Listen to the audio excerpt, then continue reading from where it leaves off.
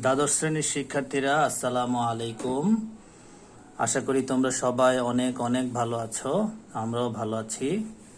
তাহলে চলো আজকে আমরা পিএইচ সম্পর্কে কিছু ধারণা নিই।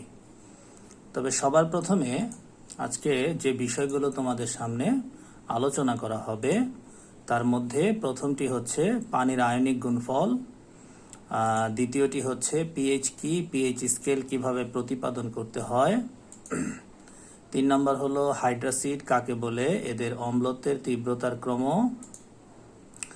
এবং 4 নম্বর হচ্ছে অক্সি অ্যাসিড কি এবং এদের অম্লত্বের তীব্রতার ক্রম। আসো এই কয়েকটি বিষয় সম্পর্কে আমরা একে একে জেনে নিই।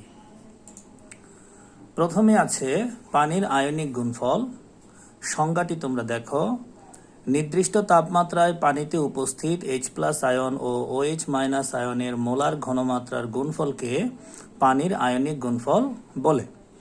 শিক্ষার্থীরা লক্ষ্য করো, নির্দিষ্ট তাপমাত্রায় পানিতে উপস্থিত H+ আয়ন ও OH- আয়নের মোলার ঘনমাত্রার গুণফলকে পানির আয়নিক গুণফল বলে। তাহলে একে KW দ্বারা প্রকাশ করা হয়। বিশুদ্ধ পানির অতি স্বল্প পরিমাণ বিয়োজনে H+ আয়ন ও OH- আয়ন উৎপন্ন হয়। তোমরা জানো বিশুদ্ধ পানি অতি অল্প পরিমাণ বিয়োজিত অবস্থায় থাকে, আর এদের বিয়োজনে H+ আয়ন এবং OH- আয়ন খুব সামান্য পরিমাণ উৎপন্ন হয়। আয়নদ্বয় অবিয়োজিত পানির অণুর সাথে সাম্যাবস্থায় থাকে। তোমরা সাম্যাবস্থার বিক্রিয়াটি দেখতে পাচ্ছ, H2O সাম্যাবস্থা H+ যোগ OH-। তাহলে পানি H+ আয়ন এবং OH- আয়ন সাম্যাবস্থায় আছে। সুতরাং Kc সমান third bracket of H+ ion into third bracket of OH- ion divided by third bracket of H2O, অর্থাৎ উৎপাদের ঘনমাত্রার গুণফল ডিভাইডেড বাই বিক্রিয়কের ঘনমাত্রা। অতঃপর আমরা আড়াআড়ি গুণ করলাম H2O ইন্টু Kc সমান H+ ইন্টু OH-। সুতরাং KW সমান H+ ইন্টু OH- সমান 10⁻⁻14। এখানে Kc হচ্ছে সাম্যাঙ্ক, ঘনমাত্রার জন্য সাম্যাঙ্ক ব্যবহার করা হয়। এটি একটি কনস্ট্যান্ট। তার সাথে দেখো H2O third bracket of H2O পানির ঘনমাত্রা, এটিও কনস্ট্যান্ট, কারণ পানি সামান্য পরিমাণ বিয়োজিত অবস্থায় থাকার কারণে অবিয়োজিত পানির ঘনমাত্রাটা প্রায় কনস্ট্যান্ট থাকে, সে কারণে এটিকে কনস্ট্যান্ট ধরা হয়। তাহলে পানির ঘনমাত্রা এটিও কনস্ট্যান্ট, আবার কেসিও কনস্ট্যান্ট। তাহলে দুটি কনস্ট্যান্ট মিলে নতুন একটি কনস্ট্যান্ট দেয়া হয়েছে, সেটি হচ্ছে KW। তাহলে KW সমান third bracket of H+ into third bracket of OH-। এটিকেই বলা হয় পানির আয়নিক গুণফল। তাহলে এখানে KW হচ্ছে পানির আয়নিক গুণফল, আর এই KW এর মান পাওয়া গিয়েছে, সেটি হচ্ছে 10⁻⁻14। তাহলে শিক্ষার্থীরা এখানে আমরা পানির আয়নিক গুণফল কাকে বলে এটি জানলাম, এবং সাথে সাথে কিভাবে পানির আয়নিক গুণফল ডিরাইভ করতে হয় সেটিও আমরা জানলাম। এবার আসো আমরা পিএইচ সম্পর্কে জেনে নেই। পিএইচ কি, পানির আয়নিক গুণফল হতে পিএইচ স্কেল কিভাবে প্রতিপাদন করতে হয়। সংজ্ঞাটি আমরা শুনি, কোনো দ্রবণে উপস্থিত H+ আয়ন এর মোলার ঘনমাত্রার ঋণাত্মক লগারিদমকে পিএইচ বলে। আবার বলছি, কোনো দ্রবণে উপস্থিত হাইড্রোজেন আয়ন H+ আয়নের মোলার ঘনমাত্রার ঋণাত্মক লগারিদমকে পিএইচ বলে। Very good. দেখো, সুতরাং পিএইচ সমান -log third bracket of H+ ion. এই থার্ড ব্র্যাকেট অফ H+ আয়নটাকেই বলা হচ্ছে H+ আয়নের মোলার ঘনমাত্রা, আর ঋণাত্মক লগারিদমকে পিএইচ বলে। এখন আসো পিএইচ স্কেল প্রতিপাদন করি। আমরা জানি পানির আয়নিক গুণফল KW সমান third bracket of H+ into third bracket of OH- সমান 10⁻⁻14। এবার আমরা ঋণাত্মক লগারিদম করি তো minus log third bracket of H plus যোগ minus log third bracket of OH minus সমান মাইনাস লগ 10⁻14। তো আমরা জানি minus log third bracket of H plus সমান পিএইচ। একইভাবে আমরা জানি minus log third bracket of OH minus সমান পিওএইচ সমান মাইনাস লগ 10⁻14। এই -14টা সামনে চলে আসলে সামনের মাইনাস আর -14 এর মাইনাস দুটি মিলে প্লাস হয়ে যায়, অর্থাৎ পিএইচ প্লাস পিওএইচ সমান 14 হয়ে যায়। তাহলে আমরা জানলাম যে পানির আয়নিক গুণফল থেকে আমরা এটি বুঝতে পারলাম যে যে কোনো দ্রবণের পিএইচ এবং পিওএইচ এর যোগফল হচ্ছে 14। এর মানে হচ্ছে একটি যদি 0 হয় তাহলে আরেকটি 14। মনে করো পিএইচ যদি 0 হয় তাহলে পিওএইচটি 14 হবে, আবার পিওএইচ যদি 0 হয় তাহলে পিএইচ 14 হবে। পিএইচ 7 হলে পিওএইচ 7 হবে, পিওএইচ 7 হলে পিএইচ 7 হবে, অর্থাৎ যোগফলটি 14 হবে। আবার লক্ষ্য করো বিশুদ্ধ পানির জন্য আমরা জানি third bracket of H plus সমান third bracket of OH minus, কারণ পানিতে এইচ প্লাস এর ঘনমাত্রা এবং ওএইচ মাইনাস এর ঘনমাত্রা সমান থাকে। সুতরাং third bracket of H plus into third bracket of OH minus সমান 10⁻14 বা third bracket of H plus into third bracket of H plus, অর্থাৎ ওএইচ মাইনাস আয়নের জায়গায় আমরা এইচ প্লাসটি বসিয়ে দিলাম, সমান 10⁻14 বা third bracket of H plus square equals to 10⁻14, অতঃপর third bracket of H plus equals to 10⁻7। বা আমরা যদি ঋণাত্মক লগারিদম করি তাহলে minus log third bracket of H plus সমান মাইনাস লগ 10⁻7। সুতরাং পিএইচ ইকুয়ালস টু 7। এখান থেকে আমরা বুঝলাম যে বিশুদ্ধ পানির পিএইচ হলো 7। তাহলে শিক্ষার্থীরা বিশুদ্ধ পানির পিএইচ যদি 7 হয় তাহলে পিওএইচটা কত? অবশ্যই পিওএইচও 7। কিন্তু আমরা এটি একইভাবে পিওএইচ সমান 7 ডিরাইভ করতে পারি। এখানে আমরা এইচ প্লাসের জায়গায় ওএইচ মাইনাস বসিয়েছি। আমরা যদি এইচ প্লাসের জায়গায় ওএইচ মাইনাস বসাই তাহলে পিওএইচ সমান 7 হবে। সুতরাং বিশুদ্ধ পানির পিএইচ সমান পিওএইচ সমান 7। পিএইচ প্লাস পিওএইচ সমান 7 প্লাস 7 সমান 14। তাহলে বিশুদ্ধ পানির ক্ষেত্রেও আমরা দেখলাম যে পিএইচ এবং পিওএইচ এর যোগফল হচ্ছে 14। একটি 7 হলে অপরটি 7। সুতরাং কোন দ্রবণের পিএইচ সমান 7 হলে দ্রবণটি নিরপেক্ষ। যেহেতু পানি একটি নিরপেক্ষ দ্রবণ আর পানির পিএইচ আমরা 7 পেলাম, এখান থেকে আমরা সিদ্ধান্ত নিতে পারি যে কোনো নিরপেক্ষ দ্রবণের পিএইচ 7 হবে, অথবা কোনো দ্রবণের পিএইচ যদি আমরা 7 পাই তাহলে বুঝতে হবে দ্রবণটি নিরপেক্ষ দ্রবণ। এবার পরীক্ষাগারে 1 মোলার HCl অ্যাসিড নিলাম। আমরা জানি 1 মোলার HCl অ্যাসিডের ঘনমাত্রা 1 মোলার এবং সেখান থেকে উৎপন্ন H+ আয়নের ঘনমাত্রাও 1 মোলার। সুতরাং পিএইচ সমান minus log third bracket of H+ সমান minus log third bracket of H+ এর জায়গায় 1 বসিয়ে দিলাম, তার ঘনমাত্রা সমান 0। আমরা পেয়ে গেলাম 1 মোলার HCl সলিউশনের ক্ষেত্রে পিএইচ সমান 0। আবার নিরপেক্ষ দ্রবণের পিএইচ হলো 7। তাহলে অ্যাসিড দ্রবণের পিএইচ 0, নিরপেক্ষ দ্রবণের পিএইচ হলো 7। তাহলে আমরা বুঝতে পারি যে পিএইচ লেস দেন 7 হলে দ্রবণটি অম্লীয় হবে। সুতরাং পিওএইচ সমান 14 মাইনাস 0 সমান 14। তাহলে একটি মান 14 আর অপর মানটি 0, অর্থাৎ রেঞ্জ হলো 0 থেকে 14।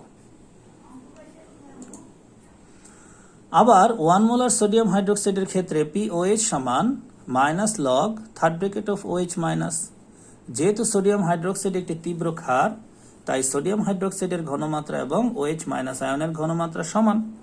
ফলে মাইনাস লগ 1, OH মাইনাস আয়নের ঘনমাত্রার জায়গায় 1 বসিয়ে দিলাম, তো আমরা পেয়ে গেলাম পিওএইচ সমান 0। সুতরাং পিএইচ সমান 14 মাইনাস 0 ইকুয়ালস টু 14। আবারও পেয়ে গেলাম পিএইচ সমান 14। আবার নিরপেক্ষ দ্রবণের পিএইচ সমান 7। তাহলে 7 থেকে 14, অর্থাৎ পিএইচ ইজ গ্রেটার দেন 7 হলে দ্রবণটি হবে ক্ষারীয়। যেহেতু ক্ষার দ্রবণের জন্য আমরা পেলাম 14 আর নিরপেক্ষ দ্রবণের জন্য পিএইচ হচ্ছে 7, তার মানে হচ্ছে 7 থেকে 14, এই পুরো রেঞ্জটা হচ্ছে ক্ষারীয় রেঞ্জ। অর্থাৎ যদি কোনো দ্রবণের পিএইচ ইজ গ্রেটার দেন 7 হয় বা 7-এর বেশি হয় বা 7 থেকে 14 হয়, তাহলে আমরা ধরে নিব যে দ্রবণটি হচ্ছে একটি ক্ষারীয় দ্রবণ। সুতরাং পিএইচ বা পিওএইচ এর সর্বনিম্ন মান হলো 0 এবং সর্বোচ্চ মান হচ্ছে 14 পাওয়া গেল। তাই আমরা বলতে পারি যে পিএইচ রেঞ্জ বা পিএইচ স্কেল সমান 0 থেকে 14। তাহলে শিক্ষার্থীরা, এই আলোচনা থেকে আমরা বুঝে নিলাম যে পরীক্ষাগারে ব্যবহৃত অ্যাসিডগুলোর জন্য পিএইচ রেঞ্জ হচ্ছে 0 থেকে 14। একইভাবে আমরা বলতে পারি পিওএইচ রেঞ্জও 0 থেকে 14। এবং এখান থেকে আমরা 3টি সিদ্ধান্ত নিতে পারি। একটি হচ্ছে যদি পিএইচ 7 হয় তাহলে বুঝতে হবে দ্রবণটি হচ্ছে নিরপেক্ষ। আবার যদি দেখি যে পিএইচ 0 থেকে 7-এর ভিতরে আছে তাহলে বুঝতে হবে দ্রবণটি হচ্ছে অম্লীয়। এবং পিএইচ যদি 7 থেকে 14-র মধ্যে হয় তাহলে আমরা বুঝবো যে দ্রবণটি হচ্ছে ক্ষারীয় দ্রবণ। ওকে শিক্ষার্থীরা, চলো আমরা পরবর্তী লেসনে চলে যাই। এবার আমরা আলোচনা করছি হাইড্রাসিড সম্পর্কে। দেখো এখানে আছে হাইড্রাসিড কাকে বলে এবং hydrofluoric acid, hydrochloric acid, hydrobromic acid ও হাইড্রোআয়োডিক অ্যাসিডের অম্লত্বের তীব্রতার ক্রম কিভাবে নির্ণয় করতে হবে আমরা সেটি জানব। হাইড্রাসিডের সংজ্ঞায় বলা আছে যে সকল অ্যাসিডে প্রতিস্থাপনীয় হাইড্রোজেন পরমাণু আছে কিন্তু কোনো অক্সিজেন পরমাণু নাই তাকে হাইড্রাসিড বলে। যে সকল অ্যাসিডে প্রতিস্থাপনীয় হাইড্রোজেন পরমাণু আছে কিন্তু কোনো অক্সিজেন পরমাণু নাই তাকে হাইড্রাসিড বলে। যেমন hydrofluoric acid, hydrochloric acid, hydrobromic acid এবং হাইড্রোআয়োডিক অ্যাসিড। তোমরা দেখতেই পাচ্ছ যে এই অ্যাসিডগুলোতে হাইড্রোজেন আছে কিন্তু কোনো অক্সিজেন নাই, সে কারণে এগুলোকে বলা হচ্ছে হাইড্রাসিড। এখন হাইড্রাসিড সমূহের তীব্রতা তার অনুস্থ ঋণাত্মক আয়নের আকারের উপর নির্ভর করে। শিক্ষার্থীরা লক্ষ্য করো, হাইড্রাসিড সমূহের তীব্রতা তার অনুস্থ ঋণাত্মক আয়নের আকারের উপর নির্ভর করে। যে হাইড্রাসিডের ঋণাত্মক আয়ন এর আকার যত বড় তার অণুর স্থিতিশীলতা তত কম। আবার বলছি, যে হাইড্রাসিডের ঋণাত্মক আয়ন যত বড় তার অণুর স্থিতিশীলতা তত কম। অর্থাৎ H বন্ড X বন্ধনের বিয়োজন ঘটে সহজে, ফলে H+ আয়ন দান করে এবং অ্যাসিডের তীব্রতা তত বেশি হয়। তাহলে শিক্ষার্থীরা, এখান থেকে আমরা যেটা বুঝলাম সেটা হচ্ছে যে এখানে 4টি হাইড্রাসিড আছে: hydrofluoric acid, hydrochloric acid, hydrobromic acid এবং হাইড্রোআয়োডিক অ্যাসিড। তাহলে যে হাইড্রাসিডের অ্যানায়নের আকার যত বড় হবে সে হাইড্রাসিড এর স্থিতিশীলতা তত কম হবে, অর্থাৎ হাইড্রাসিডটি তত তাড়াতাড়ি বিয়োজিত হবে এবং তার অ্যাসিডের তীব্রতা তত বেশি হবে। তাহলে দেখো, উপরে বর্ণিত অ্যাসিডগুলোর মধ্যে আয়োডাইড এর আকার সবচেয়ে বড়। এখানে আয়োডাইড হচ্ছে সবচেয়ে বড়, অতঃপর যথাক্রমে ব্রোমাইড, তারপরে বড়, তারপর ক্লোরাইড, তারপর ফ্লোরাইড। তাহলে আয়োডাইড সবচেয়ে বড়, চ্যাম্পিয়ন, রানার আপ হচ্ছে ফ্লোরাইড, আর ব্রোঞ্জ মেডেল হচ্ছে ক্লোরাইড, আর ফ্লোরাইড হচ্ছে সবচেয়ে ছোট। যেহেতু আয়োডাইডের আকার সবচেয়ে বড় তাই হাইড্রোজেন আয়োডাইড অর্থাৎ হাইড্রোআয়োডিক অ্যাসিড সহজে বিয়োজিত হবে। তাহলে হাইড্রোআয়োডিক অ্যাসিড সহজে বিয়োজিত যদি হয় তাহলে হাইড্রোআয়োডিক অ্যাসিডের তীব্রতা সবচেয়ে বেশি হবে। এর কারণে হাইড্রোআয়োডিক অ্যাসিড সবচেয়ে তীব্র অ্যাসিড। একইভাবে ব্রোমাইডের আকার যেহেতু রানার আপ অবস্থায় আছে তাহলে এটি হবে দ্বিতীয়, অর্থাৎ হাইড্রোব্রোমিক অ্যাসিড হচ্ছে রানার আপ। তারপর হাইড্রোক্লোরিক অ্যাসিড সেটি হচ্ছে তৃতীয় এবং হাইড্রোফ্লোরিক অ্যাসিড হচ্ছে চতুর্থ। তাহলে এদের তীব্রতার ক্রম হলো hydroiodic acid is greater than hydrobromic acid is greater than hydrochloric acid is greater than hydrofluoric acid. এবার আসো আমরা অক্সি অ্যাসিড সম্পর্কে জানি। অক্সি অ্যাসিড কাকে বলে, এদের তীব্রতার ক্রম কিভাবে নির্ণয় করতে হয়। যে সকল অ্যাসিডে প্রতিস্থাপনীয় হাইড্রোজেন পরমাণু থাকে এবং এর সাথে অক্সিজেন পরমাণু থাকে তাকে অক্সি অ্যাসিড বলে। আবার বলছি, যে সকল অ্যাসিডে প্রতিস্থাপনীয় হাইড্রোজেন পরমাণু থাকে এবং এর সাথে অক্সিজেন পরমাণুও থাকে তাকে অক্সি অ্যাসিড বলে। যেমন carbonic acid H2CO3, sulphuric acid H2SO4 এবং পারক্লোরিক অ্যাসিড HClO4। অক্সি অ্যাসিডের তীব্রতা নির্ণয় করা হয় কেন্দ্রীয় পরমাণুর জারণ সংখ্যা এর মাধ্যমে। অর্থাৎ যে অ্যাসিডের জারণ সংখ্যা যত বেশি সে অ্যাসিডের তীব্রতাও তত বেশি। তাহলে আমরা লক্ষ্য করি যে কার্বনিক অ্যাসিড, সালফিউরিক অ্যাসিড এবং পারক্লোরিক অ্যাসিড এই তিনটি অ্যাসিডের কেন্দ্রীয় পরমাণুর জারণ সংখ্যা কার কত। তাহলে দেখি শিক্ষার্থীরা, কার্বনিক অ্যাসিড, সালফিউরিক অ্যাসিড ও পারক্লোরিক অ্যাসিড এর কেন্দ্রীয় পরমাণু সমূহের জারণ সংখ্যা হলো যথাক্রমে +4, অর্থাৎ কার্বনিক অ্যাসিডে কার্বনের জারণ সংখ্যা +4, সালফিউরিক অ্যাসিডে সালফারের জারণ সংখ্যা +6 এবং পারক্লোরিক অ্যাসিডে ক্লোরিনের জারণ সংখ্যা +7। তাহলে এই অ্যাসিড সমূহের তীব্রতার ক্রম হবে, পারক্লোরিক অ্যাসিড হচ্ছে সবচেয়ে বেশি তীব্র, তারপর হচ্ছে সালফিউরিক অ্যাসিড, তারপর হচ্ছে কার্বনিক অ্যাসিড। পারক্লোরিক অ্যাসিড সবচেয়ে বেশি তীব্র কেন? কারণ পারক্লোরিক অ্যাসিড একটি অক্সি অ্যাসিড এবং তার কেন্দ্রীয় পরমাণু ক্লোরিনের জারণ সংখ্যা হচ্ছে +7, সবচেয়ে বেশি। সালফিউরিক অ্যাসিডে সালফারের জারণ সংখ্যা +6, তারপর এবং কার্বনিক অ্যাসিডে কার্বনের জারণ সংখ্যা হচ্ছে +4। তাহলে জারণ সংখ্যার উপর ভিত্তি করে এই তীব্রতার ক্রম নির্ণয় করতে হয়। অর্থাৎ পারক্লোরিক অ্যাসিড এখানে champion, sulphuric acid runner up এবং কার্বনিক অ্যাসিড হচ্ছে ব্রোঞ্জ মেডেল। এবার শিক্ষার্থীরা আমরা জানবো যে নাইট্রিক অ্যাসিড ও ফসফরিক অ্যাসিডের মধ্যে কোনটি তীব্র এবং পারক্লোরিক অ্যাসিড এবং পারম্যাঙ্গানিক অ্যাসিডের মধ্যে কোনটি তীব্র। আমরা জানি যে নাইট্রিক অ্যাসিড এবং ফসফরিক অ্যাসিডের কেন্দ্রীয় পরমাণুর জারণ সংখ্যা সমান, অর্থাৎ +5। তাহলে জারণ সংখ্যা যদি সমান হয় তাহলে কি করতে হবে? একাধিক অ্যাসিডের কেন্দ্রীয় পরমাণুর জারণ সংখ্যা সমান হলে যে অ্যাসিডের কেন্দ্রীয় পরমাণুর আকার যত ছোট তার চার্জ ঘনত্বও তত বেশি, ফলে সে অ্যাসিড তত তীব্র। আবার বলছি, যে অ্যাসিডের একাধিক অ্যাসিডের কেন্দ্রীয় পরমাণুর জারণ সংখ্যা সমান হলে যে অ্যাসিডের কেন্দ্রীয় পরমাণুর আকার যত ছোট তার চার্জ ঘনত্বও তত বেশি, ফলে সে অ্যাসিড তত তীব্র। লক্ষ্য করো, নাইট্রিক অ্যাসিড এবং ফসফরিক অ্যাসিডের কেন্দ্রীয় পরমাণু নাইট্রোজেন ও ফসফরাস দুটিরই চার্জ ঘনত্ব, দুটিরই জারণ সংখ্যা +5 এবং এদের মধ্যে নাইট্রোজেনের আকার ছোট। এ কারণে নাইট্রিক অ্যাসিডের তীব্রতা ফসফরিক অ্যাসিডের চেয়ে বেশি। তোমরা জানো যে নাইট্রোজেন এবং ফসফরাস দুটি একই গ্রুপের মৌল, 15 নম্বর গ্রুপের মৌল। নাইট্রোজেন উপরে, ফসফরাস নিচে।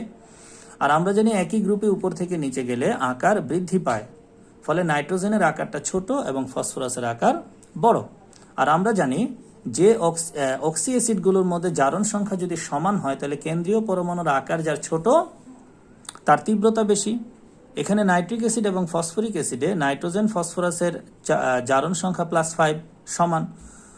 তাহলে নাইট্রোজেন এবং ফসফরাসের মধ্যে নাইট্রোজেন ছোট, তাই নাইট্রিক অ্যাসিডের তীব্রতা ফসফরিক অ্যাসিডের চেয়ে বেশি।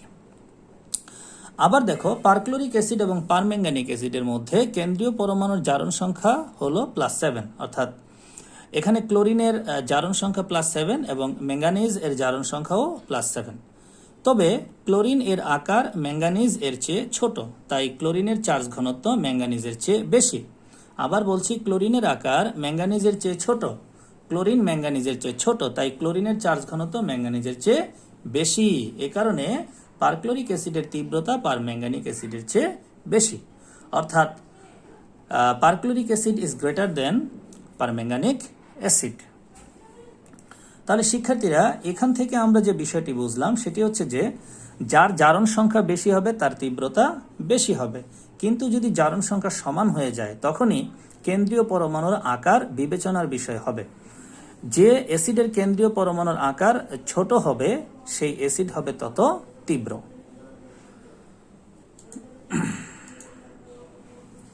তাহলে শিক্ষার্থীরা, আজকে আমরা এই পর্যন্তই আলোচনা করলাম। পরবর্তী ক্লাসে অসওয়াল্ডের লঘুকরণ সূত্র নিয়ে আমরা আলোচনা করব ইনশাআল্লাহ। তোমরা সবাই খুব মনোযোগ দিয়ে এই লেসনটি শুনবে এবং বুঝবে এবং শিখবে, এবং পরবর্তী লেসনটি ভালো করে বোঝার জন্য প্রস্তুতি নিয়ে রাখবে। আর কোনো কোশ্চেন যদি থাকে তাহলে তোমরা কোশ্চেনগুলো আমাদেরকে পাঠিয়ে দিবে, আমরা সেগুলোর উত্তর করে দিব। তাহলে আজকে এ পর্যন্তই রাখলাম। সকলকে ধন্যবাদ। আসসালামু আলাইকুম।